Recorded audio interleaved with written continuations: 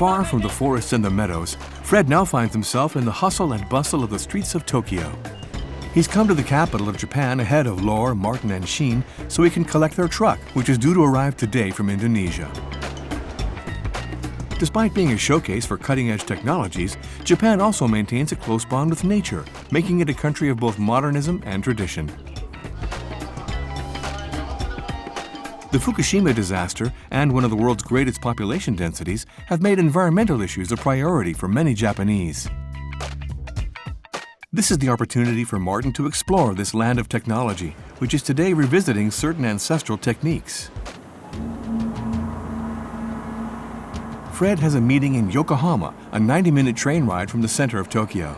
It's Japan's biggest port and is located in the most populous administrative region in the world. There it is. At first glance, it seems to be intact. The truck was too big to fit inside a container, so it had to be strapped down on a flatbed to make the trip from Indonesia. Fred's a little anxious. During the trip, the truck was exposed to the winds and the salt water and could well have been ransacked in one of the ports through which it passed. Well, it seems to be all here. 2 or 3 little things have been stolen, but that's often kids in the ports who do that. We're missing some hooks, some stoppers, stuff like that. But the essential is all there. I'm looking forward to getting the tarpaulin off to take a look.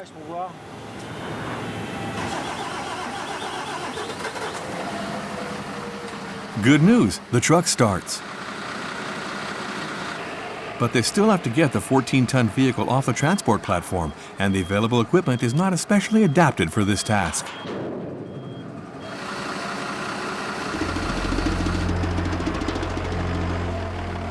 With whatever they find to hand, the dockers come up with a low-cost solution.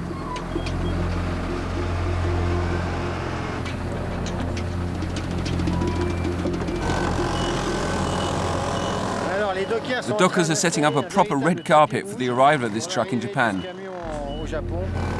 I feel fairly confident about it.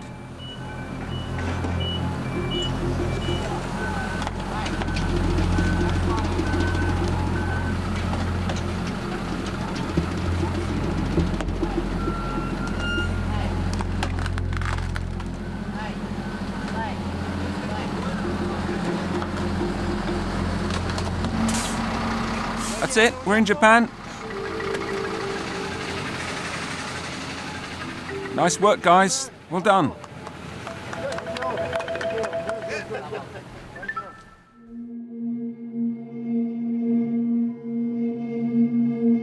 As soon as the rest of the family has joined him, Fred can no longer resist the urge to go and take a look at Japan's highest mountain, which is nearly 3,800 meters high. It's 7 o'clock in the morning and I absolutely wanted to capture this view of Mount Fuji, one of the symbols of Japan. That's it, the sky's clearing. It really is magnificent, even if it doesn't have its little snowy cap like it does in winter. A magnificent spectacle that doesn't leave anyone unmoved. Well, almost. Martin, it's 10 o'clock. 11. 11. Well, here we are then. Martin, Laure and Sheen have arrived. It's 11 o'clock in the morning and someone seems a little jet-lagged and he's having a hard time waking up. Martin. Come along, sweetie. Come on, make yourself sit up. Once you're on your feet, you'll be fine. I'm tired. How many planes did you take? 2. And did you sleep on the plane? Yes. Do you know which country we were in? Japan. Welcome to Japan. Back to Tokyo. Because of the many mountains that cover the interior, only 1/5 of Japan is habitable, which poses some major challenges for the 127 million Japanese who have to pack into an area the size of Portugal.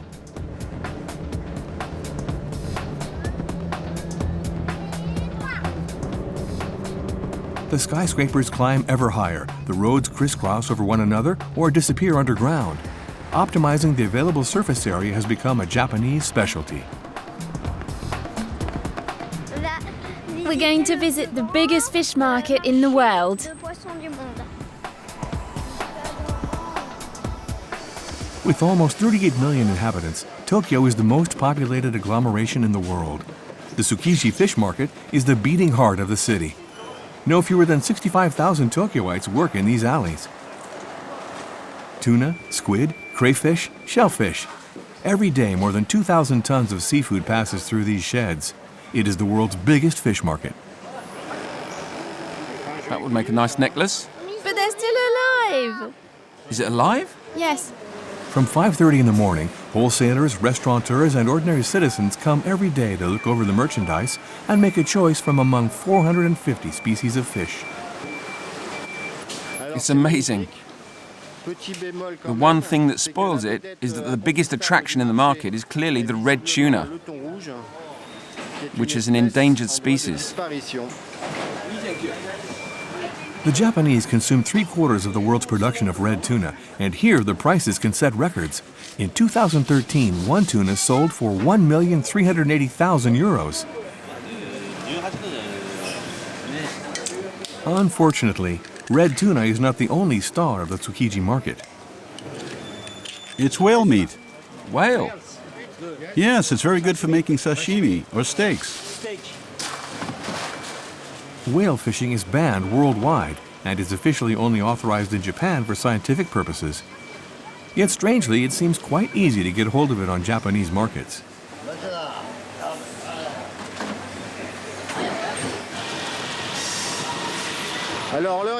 So it's time to leave Tokyo. Our bags are full of lovely fresh fish. We're going to try and get up into the mountains a bit because it's very, very hot here. And we'll sleep a lot better at a higher altitude.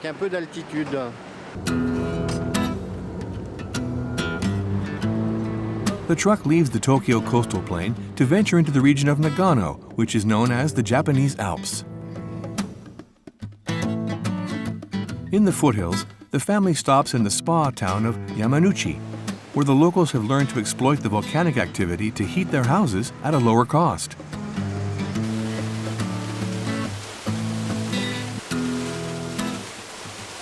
Thanks to an ingenious system of hot water pipes and steam vents, the town heats its houses and even the sidewalks during winter.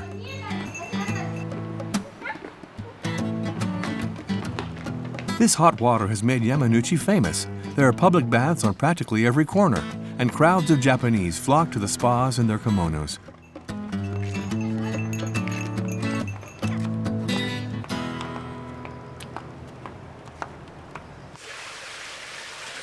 Oh, it's hot. Oh, yes, it's hot. I'm going to sit here. Ah, that's quite pleasant, isn't it? Yes, How's that? Does that feel nice? that's good. It's perfect. For once, it wasn't mankind who were the first to exploit geothermic springs. It was the snow monkeys. They live a bit higher up the valley and we're off to visit them. It's a journey of about 15 kilometers to reach the high ground of the Jigotkudani National Park. But the Japanese mountain roads have a few surprises in store for Fred.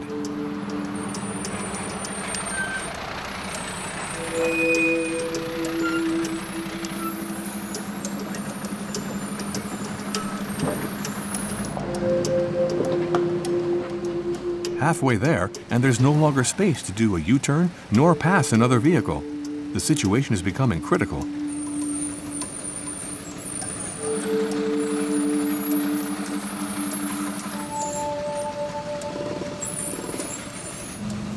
So the police have come to help because the road is too narrow and there's no way to pass. We'll see if I get a little fine at the end of all this, but for the meantime, they're pretty friendly.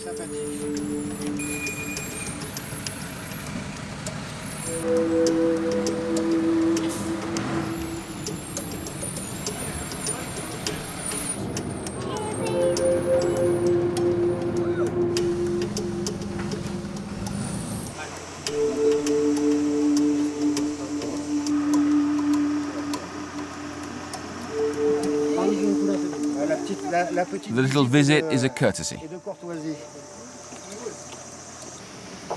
Yes, that's the bathroom. He wants to come with you. He wants to come with me? Oh, okay.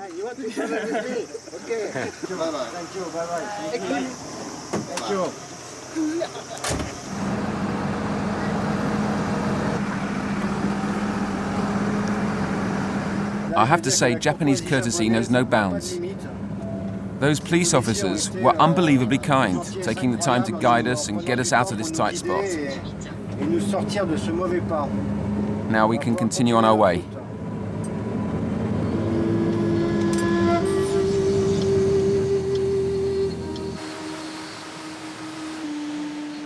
To avoid any further problems, the family goes the last 2 kilometers on foot, through what the locals call the Devil's Valley. So cold are the temperatures here in winter.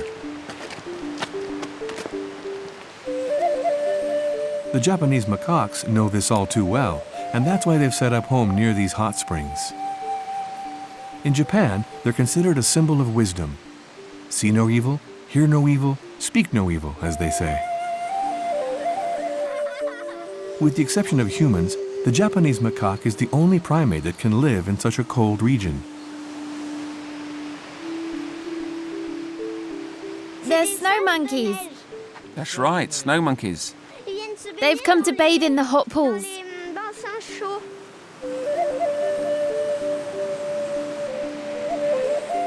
The snow monkey's thick fur allows it to withstand the region's very low temperatures. But to survive the winter, it depends on these hot springs. Thanks to the resistance of its fur to water, the Japanese macaque can go in a matter of seconds from this scalding water to the icy air without losing its body heat. As the weather closes in over Yamanouchi, Fred and Laura decide to follow the macaque's example. I think there are a lot of onsens here, as they call the natural hot pools for people. So we'll be able to bathe too.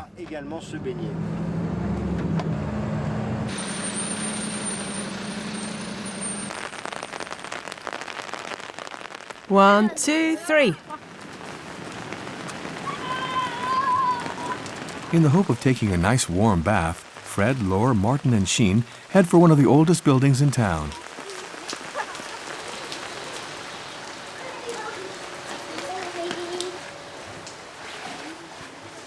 Hello.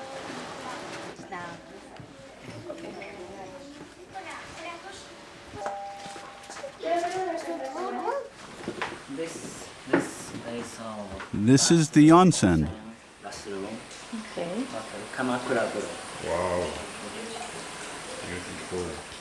Is this for our clothes? Yes, for your clothes.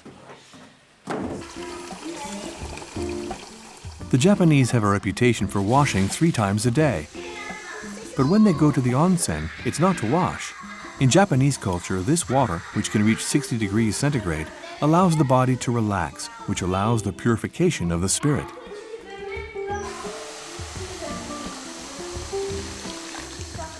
It's burning. Touch the stream of water coming out there. It's burning. Ow! You managed to put your shoulders in. It's water from a volcano. It's water from a volcano.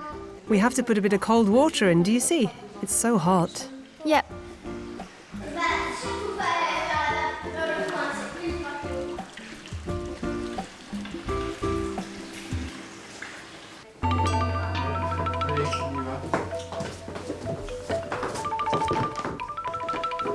Wearing yukatas, lightweight cotton kimonos, the family take a look around the premises.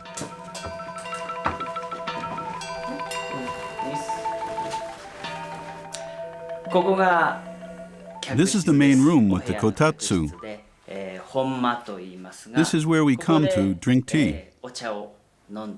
Then in the evening, we push back the table and lie down on futons to sleep.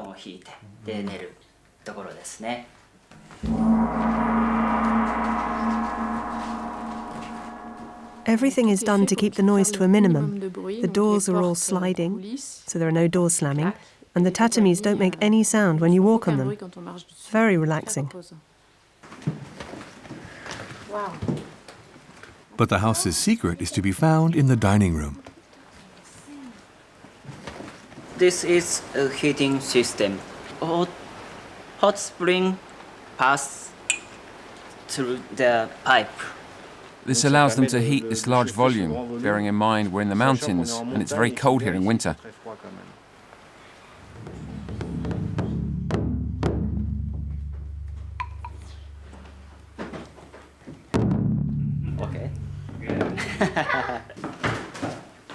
This long tradition of geothermic heating has allowed Japanese companies to become world leaders in the field.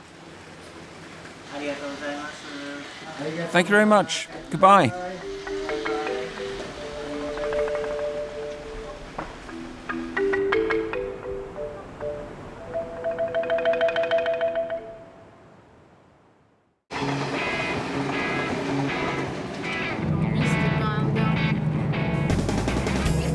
The truck continues its route towards the west coast of Japan's biggest island, Honshu, leaving behind the mountainous landscapes to discover those of the coastline.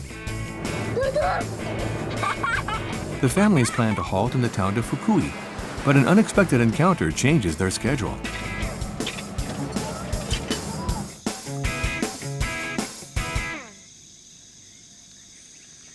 Good morning. Good morning. It is your home? My home. Movie. Ah. He's like us, and he travels in a car. And it's tiny. Like Martin, Kaneko explores the highways and byways of the archipelago. An understanding is immediately forged between the travelers, and Kaneko wants to show them a little corner of paradise. Kaneko has chosen to live with less. Since he retired, this Japanese man has adopted a simpler way of life. He crisscrosses the country with just a change of clothes and his fishing rod.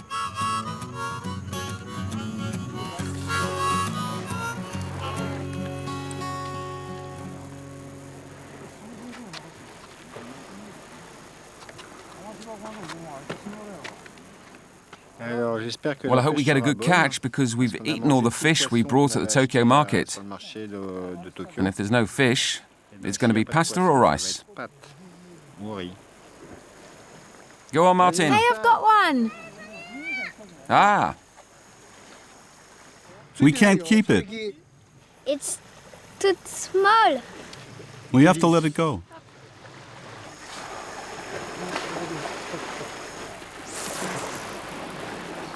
so Sheen, you got any fish? In a desperate last bid, Martin jumps into the water to see where the fish are hiding. In the end, some urchins and shellfish make a tasty addition to the pasta.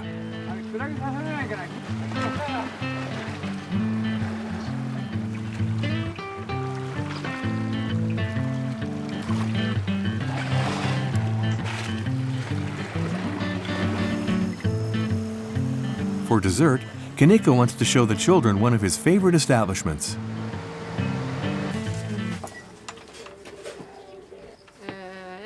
You'd never imagine that there's a bakery in there. Hey, it's a bakery. It is. One of these? It's rare to find good bread in Japan, so we want to buy the lot. Anyway, we're going to start by trying this one.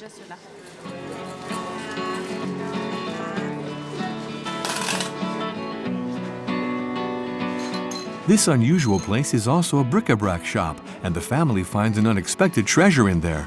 Her name is Makiko, and she speaks French.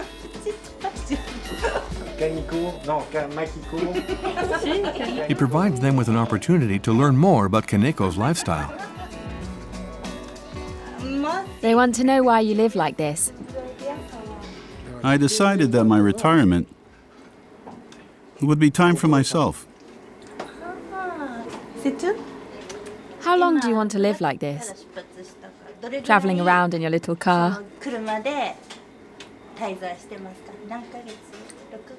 Another 3.5 months. In fact, he's free. He's free to go wherever he pleases. Just like us.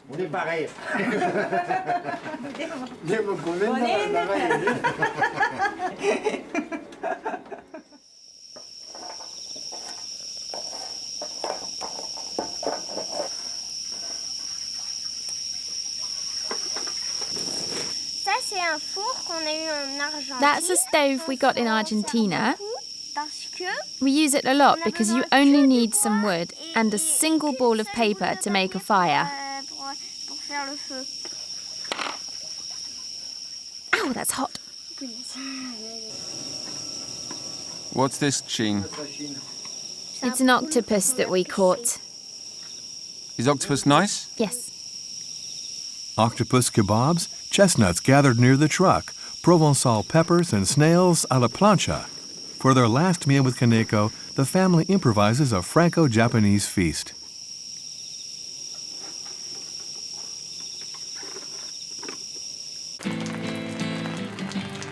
It hasn't been easy to communicate with Kaneko, who doesn't speak English. But a shared taste for the simple life on the road is enough to forge a genuine bond with Martin and Sheen. The actions and smiles did the rest. It's been strange weather this year in Japan. There are 2 days of sun, 2 days of rain, 2 days of sun, 2 days of rain. And when it rains, it really rains. In any case, our meeting with Kaneko, our Japanese counterpart, was a very nice experience.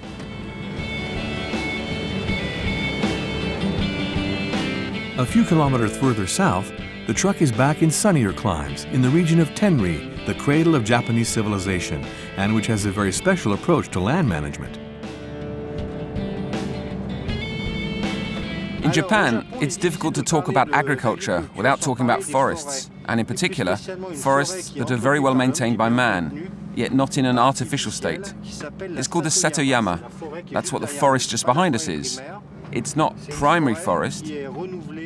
It's a forest that's renewed every 15 to 20 years by man.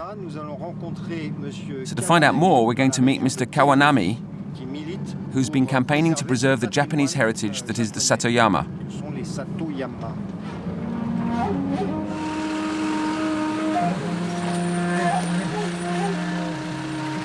In Japanese culture, the term Satoyama means the space that stretches from the home to the forest.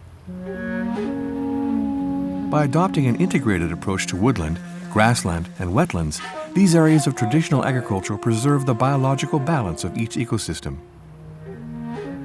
The Satoyama is a zone in which several different natural environments are exploited on a sustainable basis. Since it rains a lot here, everything grows very quickly. For example, here they are growing rice, and once it's been harvested at the end of the summer, they will grow wheat until spring. Over there, you can see some pine trees, which will be used to build houses.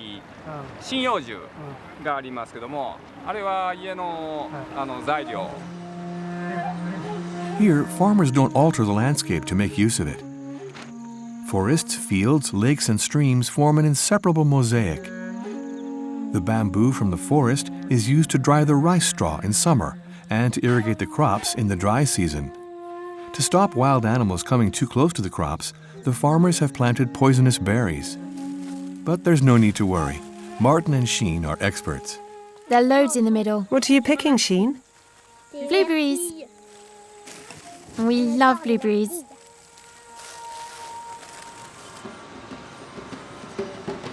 There's no sign of intensive production in the Satoyama zone. The forest is preserved because it's the perfect complement to traditional agriculture.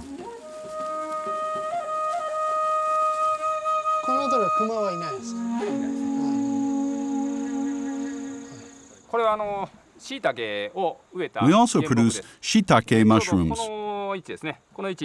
We introduce spores into these logs, and after a year, we get shiitake mushrooms. They are very popular in local cooking. They are also used in pharmacology to make medications. Then we leave the wood to rot naturally for 4 or 5 years and use it as a fertilizer on the fields.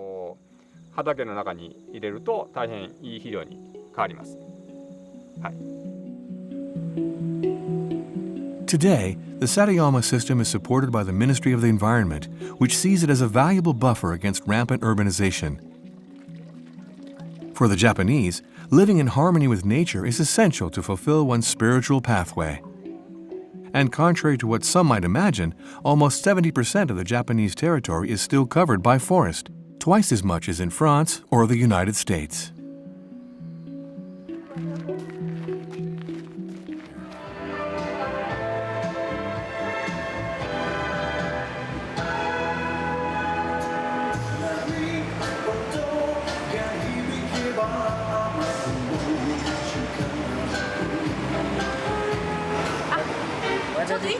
What does this mean?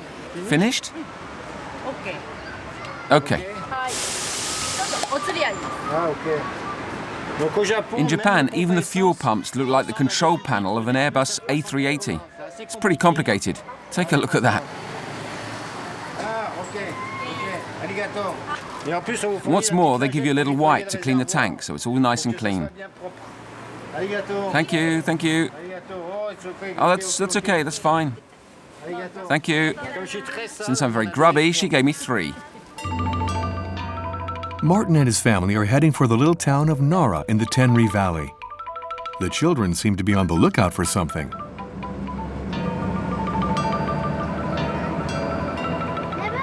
Over there! Another deer sign! Nature is so important in Japan that sometimes it's welcomed right into the city centre.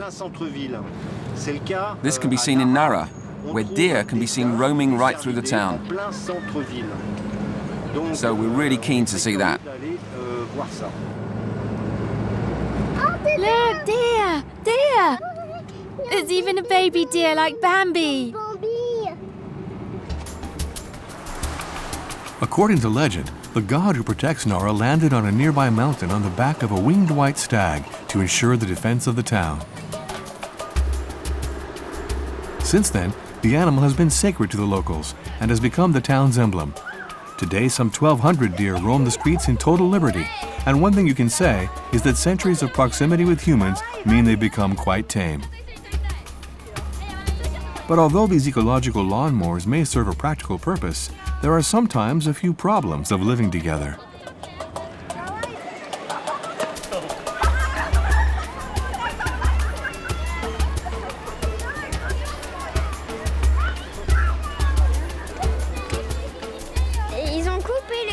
They cut their antlers because they were too big and too dangerous.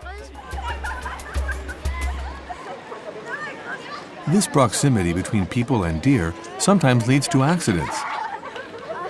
Yoshiaki Kai takes the family to visit the foundation which protects the deer.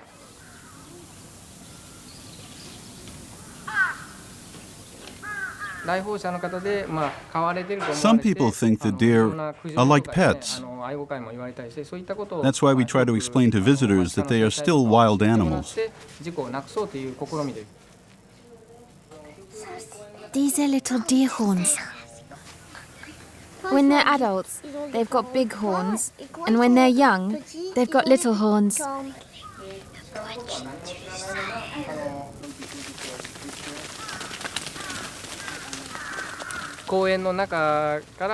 Some deer are here because they were found too often in the town center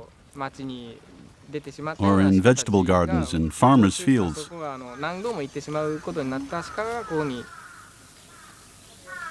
Others were brought here after falling victim to road accidents.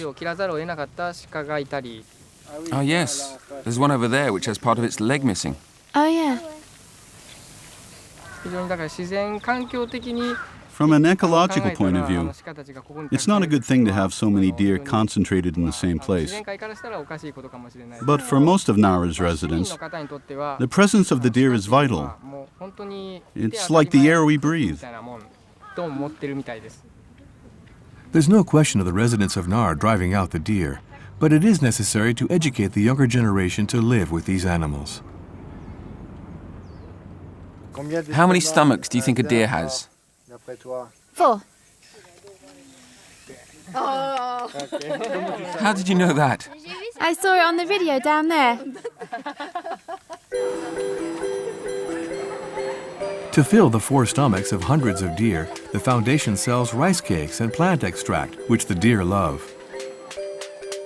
The money raised allows the foundation to take care of the 1,200 sacred deer, which frolic every day around Nara's Buddhist temples.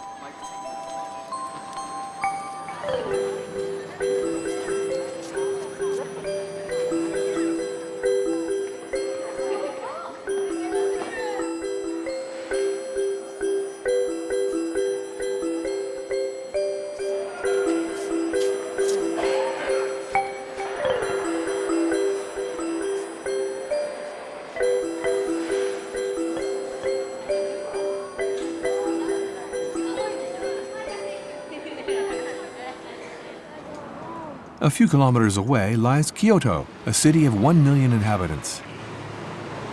The former capital of the Empire of the Rising Sun, Kyoto also gives pride of place to nature in the heart of the city. No fewer than 200 gardens dot the urban landscape.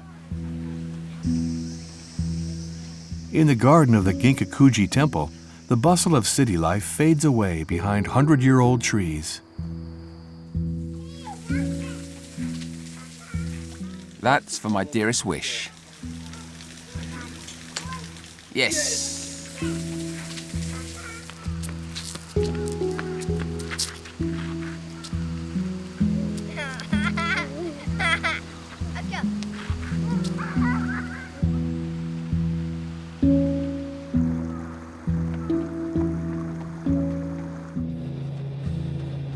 In Japan, representing the harmony of nature is an art in its own right. On the neighboring island of Shikoku, the family visits Kinashi, the world capital of bonsai. Fred, Laura, Martin, and Shin are going to meet one of the masters of this ancestral practice.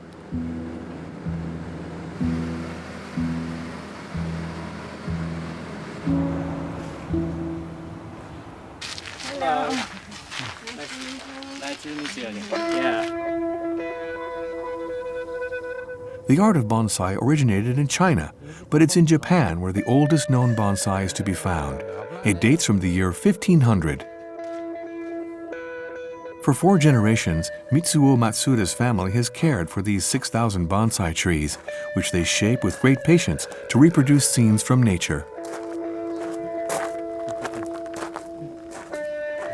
Bon means the pot. The sai means plant.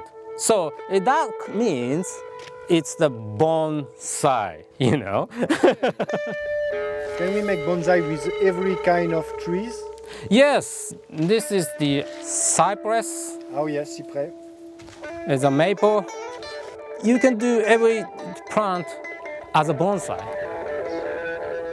The principle of a bonsai is that it grows very slowly.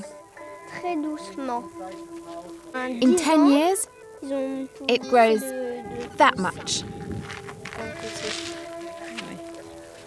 How old is this one? 100 years. No. 100 years old? Yes. 100 years. Yes. This one. Yeah, for example. This one is around 20 years. Nobody in the world cannot do that. No. Only Japanese, you know. The art of bonsai does not consist of mimicking nature, but in evoking the power of a tree in a miniature version. So that a bonsai encapsulates the essence of a big tree, the artist must carry out some very painstaking work, starting with shaping the trunk. I cut a sort of deep furrow here. We do this twice a year, once at the start of the summer and once at the end. In fact, when you look at the trunk from above, you cut the grooves like this, which will then heal. Then the trunk grows again like this. So I just cut. I make a little groove, like that. Once the sculpture is completed, the branches must be dealt with. Mitsuo winds an aluminum cable around them to produce the movement of the foliage.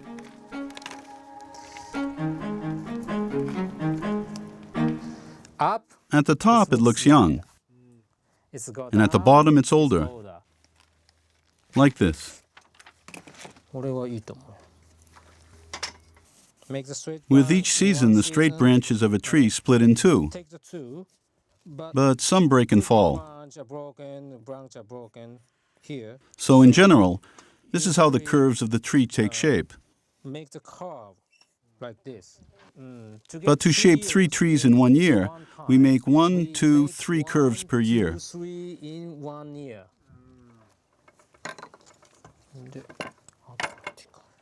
I finished. The branches are pointing down with nice curves. Nowadays, the majestic centuries-old bonsais are no longer exported. They form part of the national heritage and are handed down from father to son.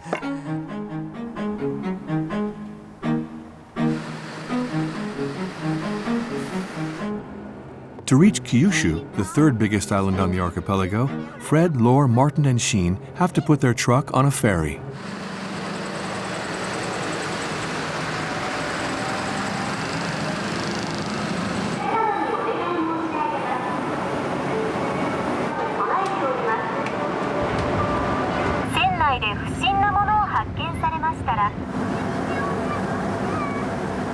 There are windmills over there.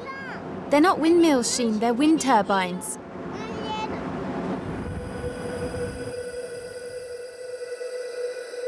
On the island's northeast coast, the family visits the town of Beppu, only about 100 kilometers from the biggest active volcano in the country. Located along the fault line of the Pacific Ring of Fire, the Earth's crust on the island is so thin that huge quantities of steam are continually escaping from it, even in the middle of Beppu.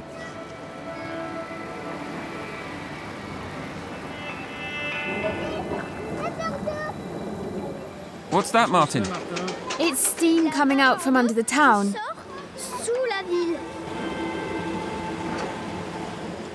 And then it rises, and like that, comes down us as hot water. Beppu has around 3,000 hot springs, and specialists consider it the world's most geothermic town.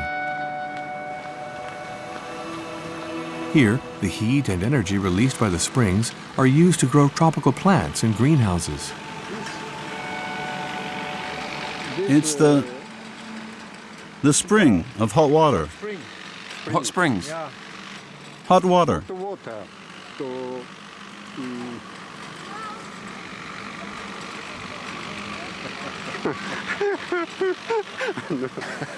It's not easy speaking English, especially for the Japanese.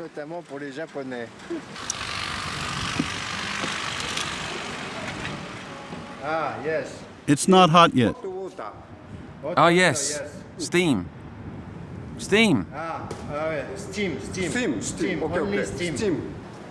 Those are radiators which heat the tiny plants and also the flowers which are in that greenhouse.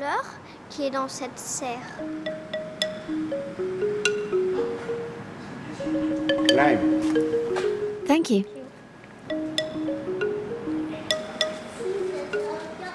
What's that thing with the spots? It's a flower too. Pretty, isn't it? What kind of flower is it? It's an orchid. Does it smell? I put my nose in the yellow bit. Do you know why it has thorns on the stem? No?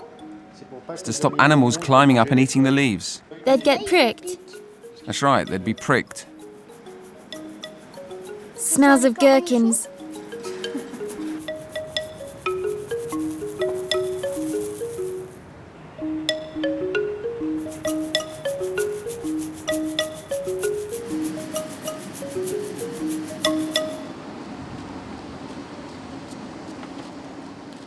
We're going to eat in a steam restaurant What's a steam restaurant? where everything's cooked by steaming. This restaurant provides baskets so the diners can cook their own food, using the natural supply of steam to allow its customers to discover the benefits of an ecological and economic cooking technique. Equipped with a timer, customers watch over the cooking of their own food. I'll put on the gloves. This basket takes 7 minutes to cook. This one takes 15 minutes. And that one 30 minutes.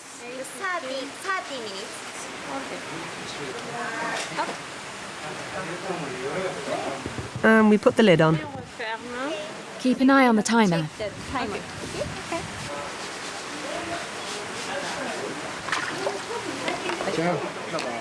Let's see if it's properly cooked.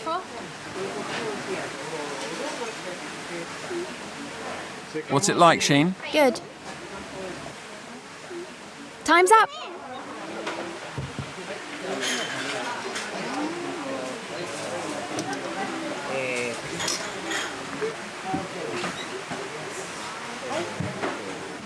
Crab, shrimp. And mussels. What's this steamed cuisine like? It's good. It's really good. Can I taste that? A feast fit for a king. Even the pumpkin has disappeared. They've eaten everything. By using renewable energy, this kind of cuisine has a dual advantage. It is free, and it preserves the vitamins and flavor of the food.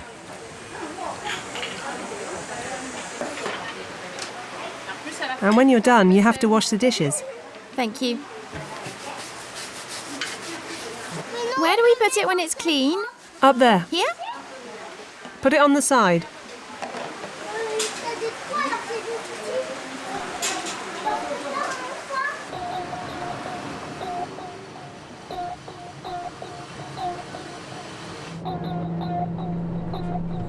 Having eaten their fill, Fred, Lore, Martin, and Sheen get back on the road, heading for the region of Fukuoka.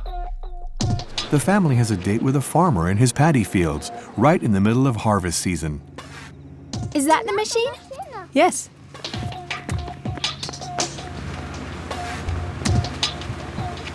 For the past 25 years, Takao Furunu has been growing rice without any chemical fertilizer, and yet his 4 hectares of fields are among the most productive in the region.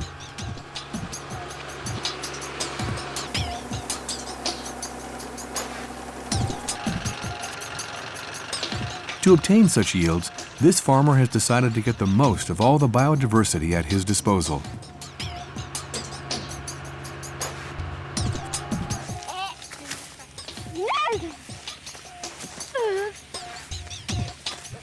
So can you see where the machine has been? There's lots of little creatures. And that's a very good sign, because that means the land is alive.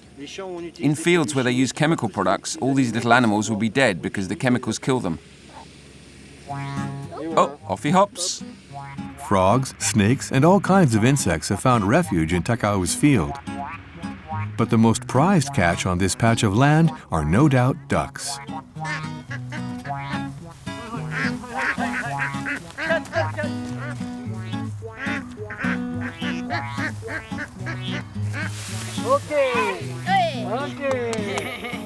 It's all right, it's over. We're done torturing you. This one stayed hidden, but luckily we caught her before the end of the harvest, or she might have flown off. The ducks are Takao's secret allies. Every year when he sows, he introduces dozens of them into his paddy fields. We plant the rice in June, and 1 week later, we introduce ducklings that we have raised into the paddy fields. As they swim through the fields, they feed on the weeds and insects, and their droppings fertilize the land. So our ducks and our rice grow up at the same time.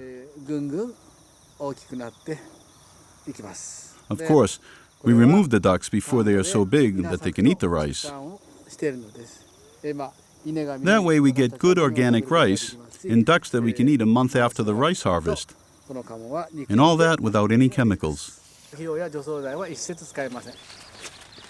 Takao has adopted this traditional Chinese method, which allows him to deal effectively with insects and diseases. He drives Fred around some nearby fields that have been treated with chemicals, apparently without great success.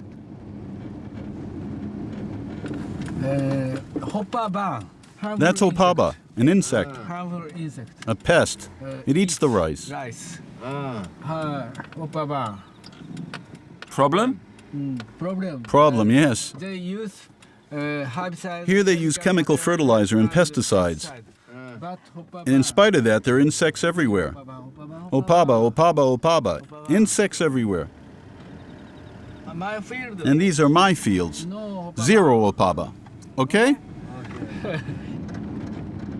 Whereas on average it takes the equivalent of a drink can of fertilizer to produce 1 kilo of rice, Takao's method means he can totally do without chemicals, which makes the grain more resistant to pests.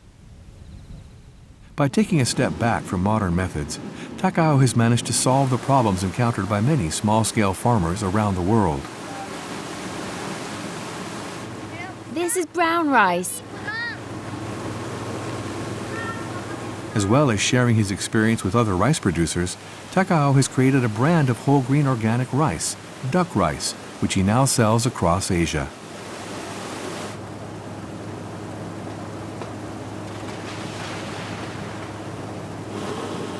I'm filling the sacks of rice.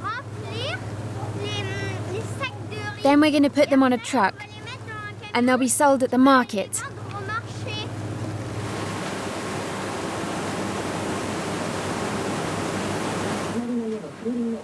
Garlic, maize, lettuce, eggplant, onions, even fish. Takao believes in the diversification of produce. And since the ducks save him around 500 hours of manual weeding each year, he and his family can now put their time into planting other crops that respect the environment. You want to try? Yeah.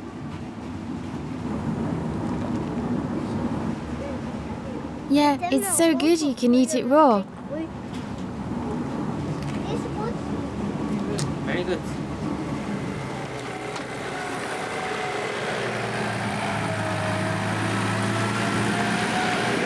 Sometimes the duck droppings don't provide enough fertilizer, so Takao asks his neighbor who rears cows to deliver him some manure, which is the best fertilizer that exists.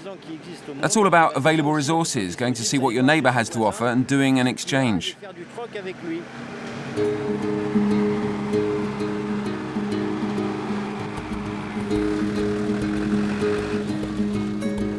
It's going to rain. Let's hurry up.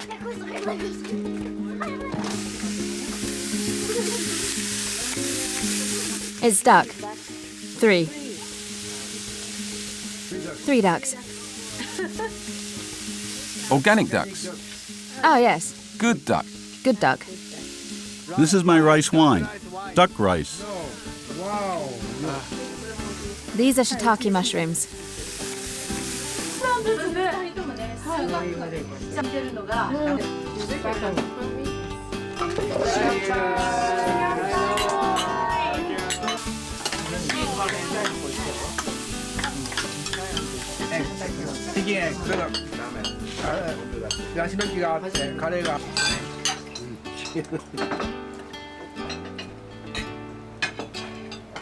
It's all homemade. Rice wine, and best of all, this duck, cooked to a lovely pink, which is really, really excellent. Thank you very much. It's simply divine.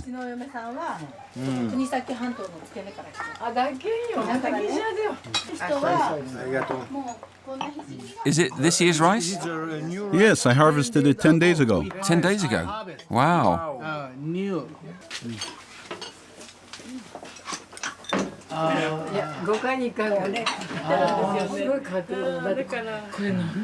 It's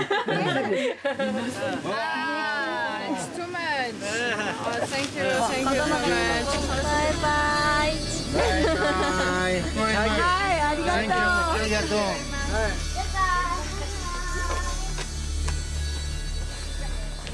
They were really nice people.